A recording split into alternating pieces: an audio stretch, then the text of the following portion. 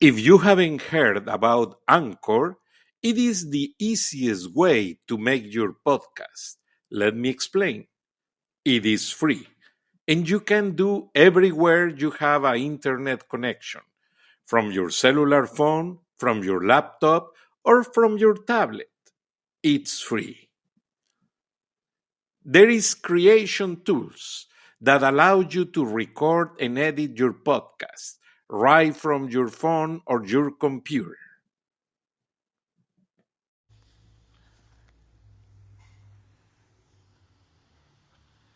Irreverente. Charlas de la noche con Plácido Garza y Francisco Durán Rosillo. Irreverente Charlas de la Noche es un esfuerzo de comunicación binacional en vivo con nuestro socio editorial desde México, Plácido Garza, y su amigo Francisco Durán Rosillo. Plácido, buenas noches. Buenas noches, Frank. ¿Cómo está todo por allá? Pues tenemos muchas cosas. Tú me acabas de decir que nos vas a hablar del gobernador de Hidalgo, que sobrevivió de milagro al coronavirus y sacaste un audio. En una entrevista, el gobernador de Hidalgo, Omar Fayad, prácticamente se declara sobreviviente de milagro de la COVID-19.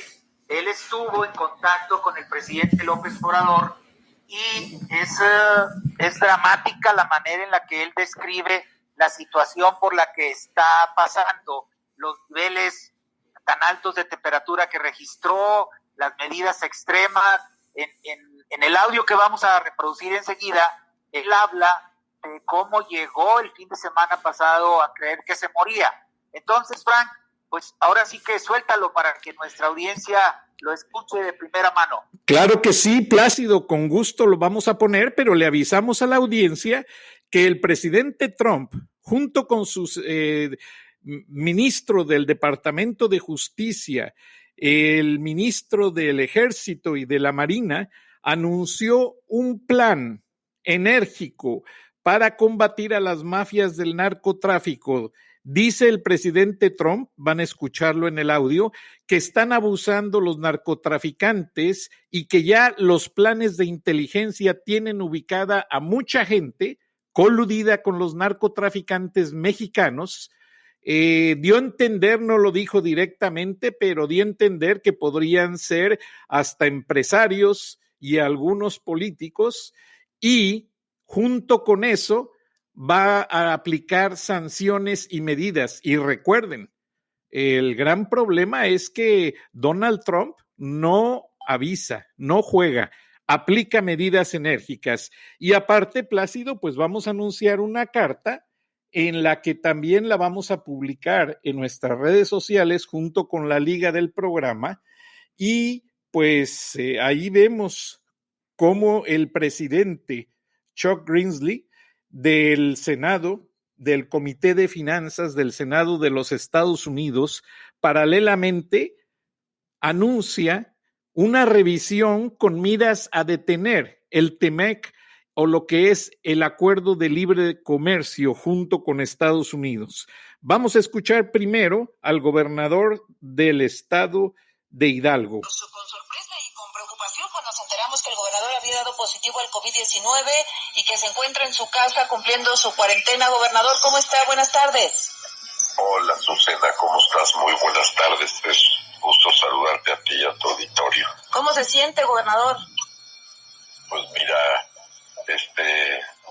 muy fregado, pero hoy con mucha mejoría a comparación del fin de semana. El fin de semana fue muy grave porque el sábado en la noche llegué a temperaturas de 41 grados, muy grave. Ya me sentía verdaderamente más de para allá que para acá. La temperatura es muy alta. Solamente tengo medicado paracetamol, no hay más. Eso es lo que dicen todos los médicos. ¿Cierto? Es hasta peligroso daros todo tipo de medicamento, y lo que sí te permiten son todos los medios físicos para bajar la temperatura, como meterte al agua, a la regadera, a la tina, y y tratar de bajarte la temperatura como del lugar, pero es impresionante porque los dolores de cuerpo son verdaderamente insoportables. Los dolores de cuerpo son terribles, terribles, terribles.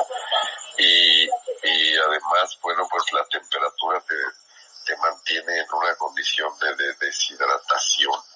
Mira, ahora entiendo por qué está muriendo tanta gente.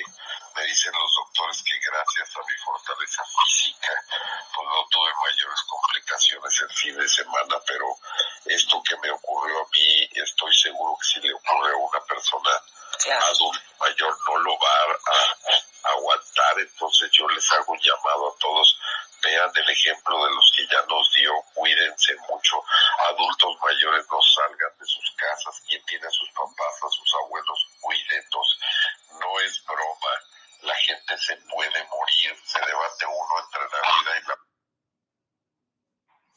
¿Cómo ves, Plácido?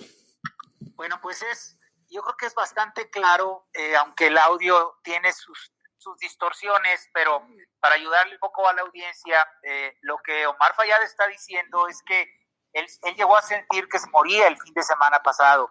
Él de alguna manera explica que los dolores del cuerpo son insoportables y que la temperatura en sus picos más altos llegó a 41 grados y que los más bajos eran de 38.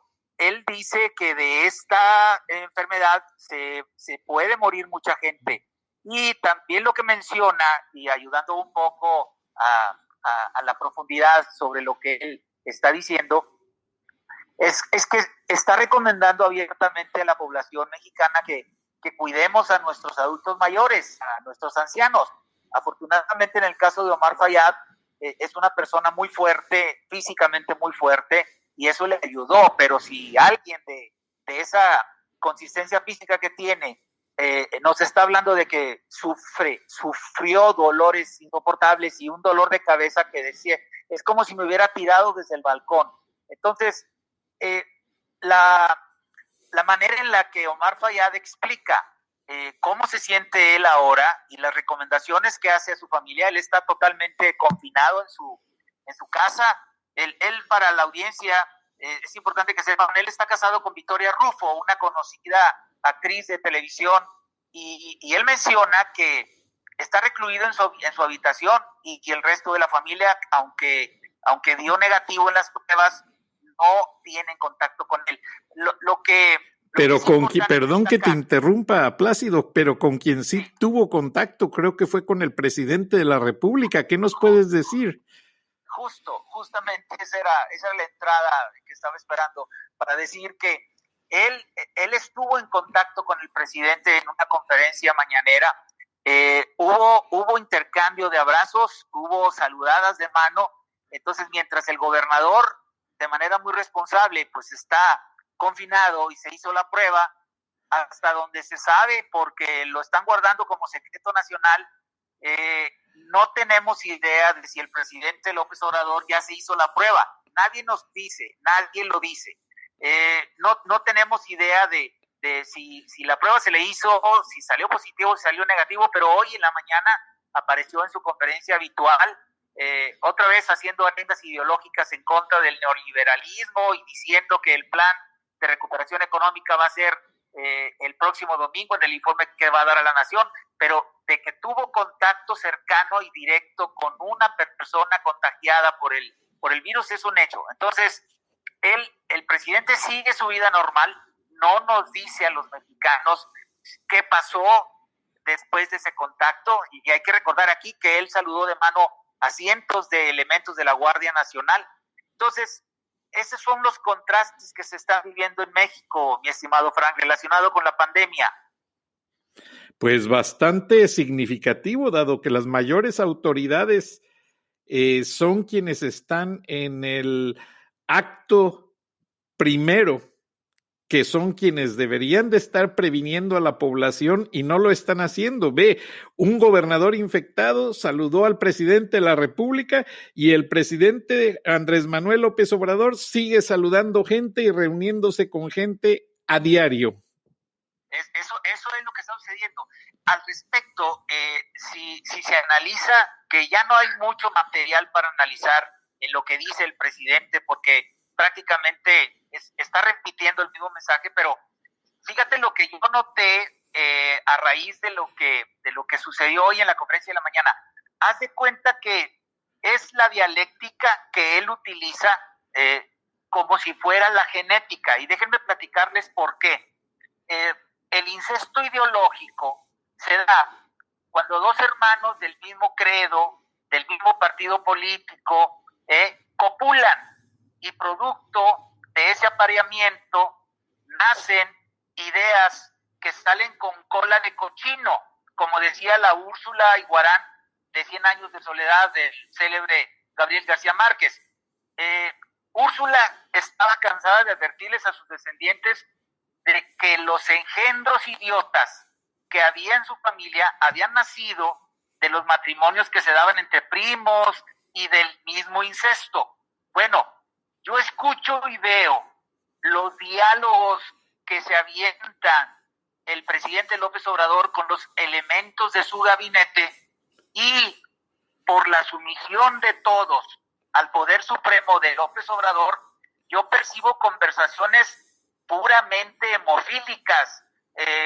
Mi querido Frank, haz de cuenta que estoy viendo incestos ideológicos en las conversaciones que tiene López Obrador con su gente. ¿Y qué sale de un incesto?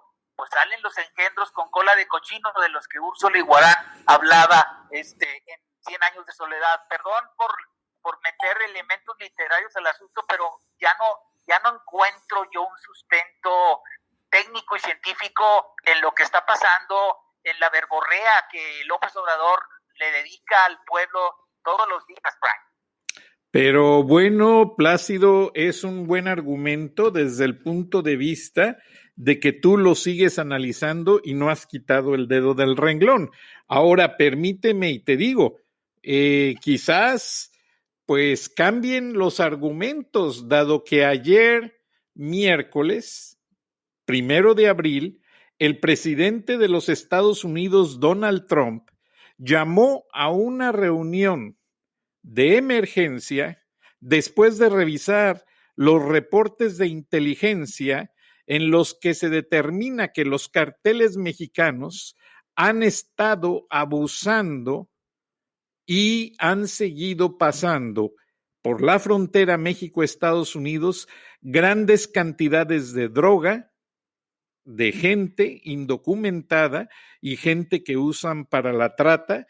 Y el presidente habló muy enérgico junto con su director del Departamento de Justicia, con el jefe del ejército, del Army y de los marinos, y el jefe de la Casa Blanca, y todos dejaron entrever que nadie va a jugar con los Estados Unidos, y hablaron específicamente del caso de México, en el sentido de que no van a permitir que abusen de sus fronteras, y el presidente dejó entrever que si hay alguien más metido con los carteles de la droga, ya pudieran ser empresarios, políticos, quienes resulten responsables.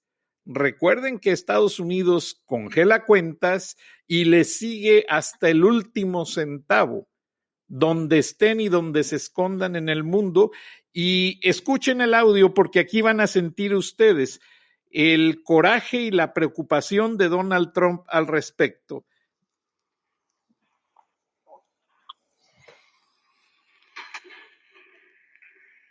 As governments and nations focus on the coronavirus, there's a growing threat that cartels, criminals, terrorists, and other malign actors will try to exploit the situation for their own gain.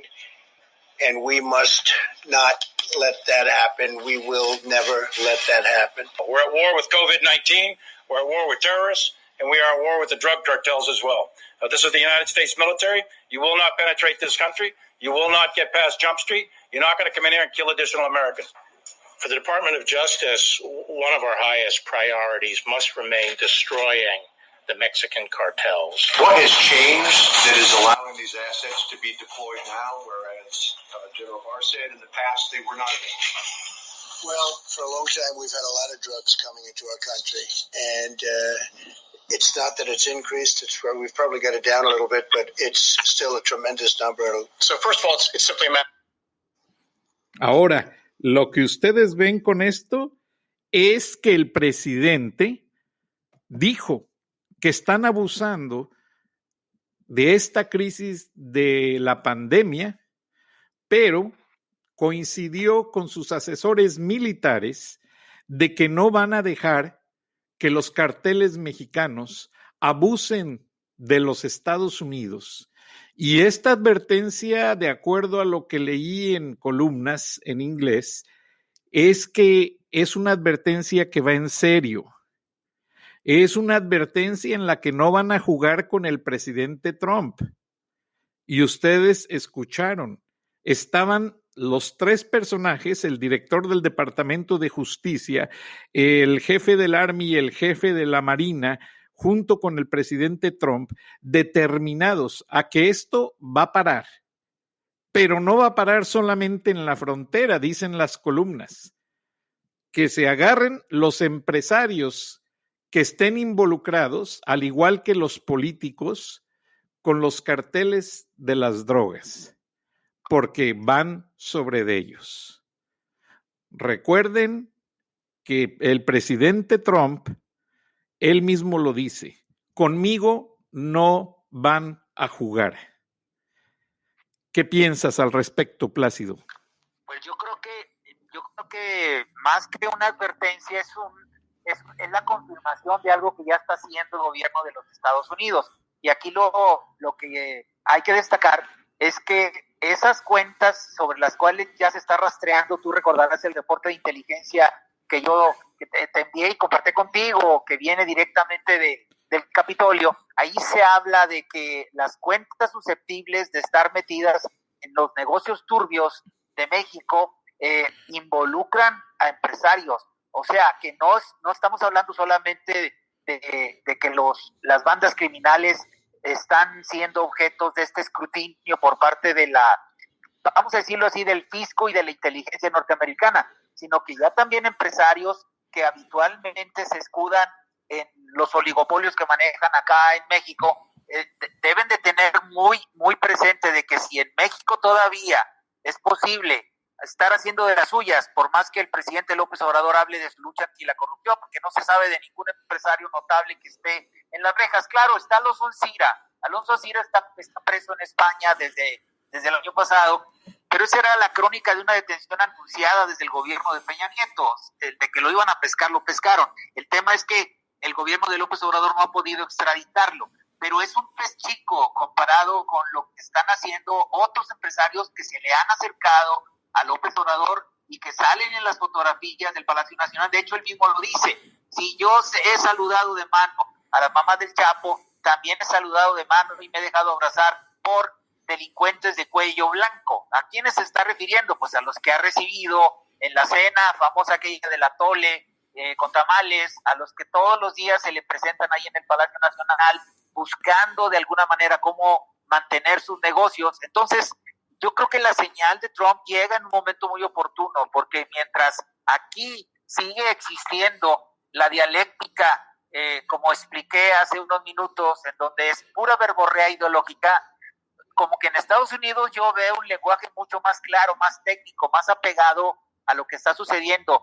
Eso es lo que me parece, Frank.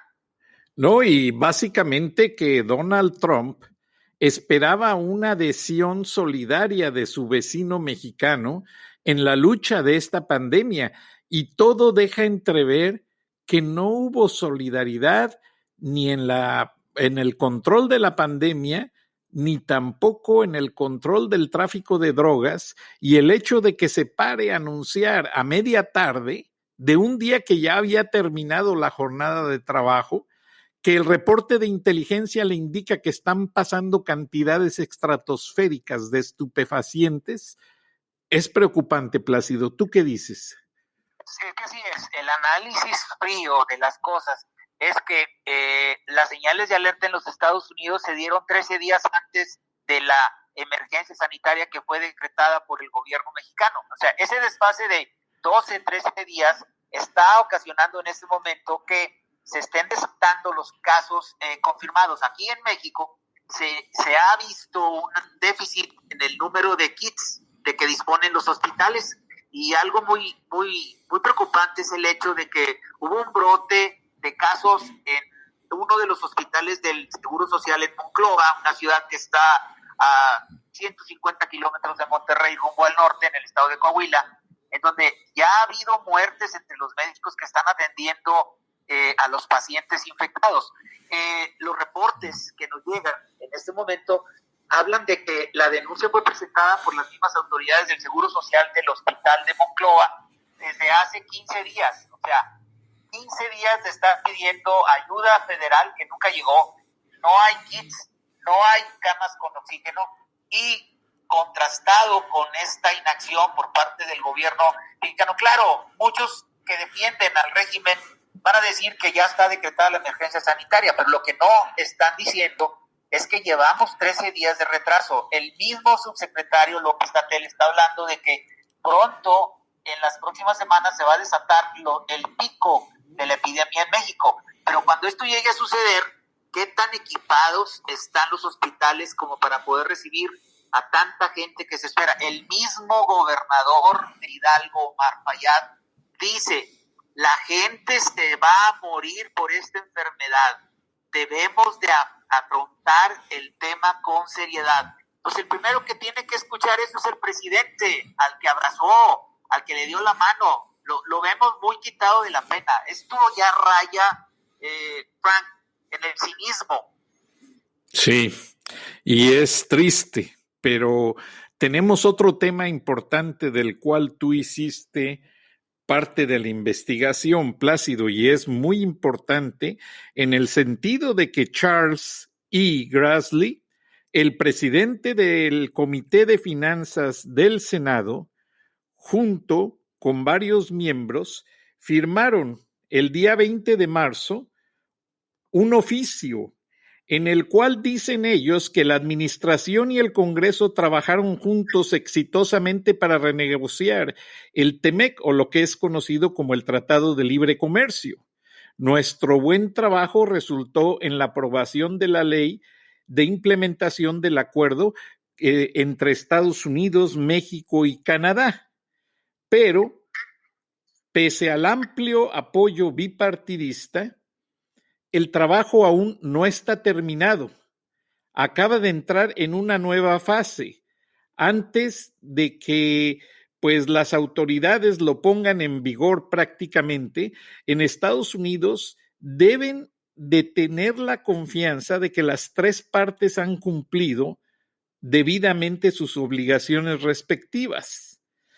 Una larga experiencia de implementación incompleta fue inadecuada por parte de socios de acuerdos comerciales, que nos ha enseñado que Estados Unidos debe hacer este trabajo en la parte frontal para garantizar que las palabras en el papel brinden beneficios genuinos a los estadounidenses, incluidos nuestros agricultores, trabajadores, empresarios, etcétera.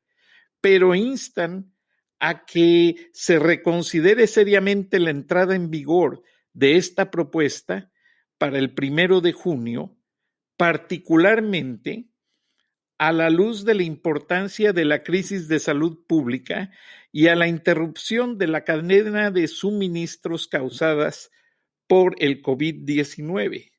La administración está pidiendo básicamente que se revise a fondo todo esto, Plácido. ¿Y qué te da a entender este oficio firmado por el presidente del Comité Financiero? ¿Qué significa todo esto?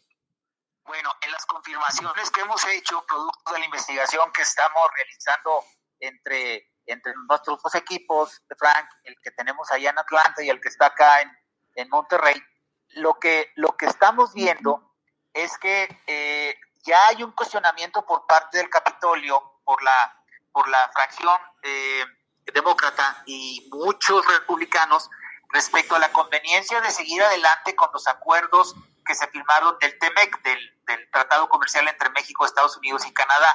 Ya lo están cuestionando, y la razón por la cual están cuestionando la conveniencia de seguir adelante con lo acordado es que no están viendo un reflejo por parte del gobierno de López Obrador a lo que Estados Unidos sí está haciendo. Es verdad, el gobierno de Estados Unidos es eminentemente proteccionista, todos lo sabemos, pero lejos de ese aspecto, porque ahora en México con la llegada de López Obrador, el proteccionismo está todo lo que da. Recuerda tú que ya se instauraron precios de garantía para productos agrícolas como el maíz, el sorgo, el frijol, pero independientemente de eso, lo que a los Estados Unidos los está llamando a cuestionar, y me refiero yo a las fracciones demócratas y parte de los republicanos, es que en lo que tiene que ver con el control o las acciones para controlar la epidemia, los Estados Unidos no ven un reflejo adecuado o a la altura de lo que está pasando ya en los Estados Unidos. Ahora, otro elemento que salió en la investigación que realizamos, Frank, tú lo sabes, es que la puntilla, o vamos a decirlo así, para darles todavía más la razón a los norteamericanos, a los legisladores norteamericanos en su idea de frenar el Tratado de Libre Comercio con México, es el hecho de que esta semana se presentó el problema de la consulta popular ordenada por López Obrador en Mexicali, en donde se le dio para atrás a la inversión de Constellation Brands, la cervecera que está perdiendo ahorita $700 millones. Este hecho en particular ya desató una controversia internacional porque hay acuerdos que fueron firmados en sexenios pasados, ponle tú, pero que están vigentes. Ese es un hecho. Y el otro que ha pasado desapercibido para la opinión pública es que ya existe una controversia en este momento de una empresa norteamericana que se llama Talos Energy, que fueron los que descubrieron el pozo profundo de Zama en la sonda de Campeche, en donde el gobierno se está apropiando del beneficio de la explotación de esos recursos y está diciéndole a la gente de manera muy populista que México ya está sentado otra vez en un mar de petróleo, cuando ese petróleo en un porcentaje muy alto corresponde a los dueños de los equipos de exploración, que son Talos Energy de Estados Unidos. Talos, yo hablé directamente con uno de los representantes legales en la Ciudad de México y me dijo que la controversia internacional va para adelante, porque no se van a dejar de que de buenas a primeras Pemex se apropie de un recurso que no es de la empresa paraestatal. O sea, el tema yo creo que viene serio, porque si se frena el Tratado del Libre Comercio entre México y Estados Unidos, entonces sí, la situación económica del país no va a tener para dónde hacerse, Frank.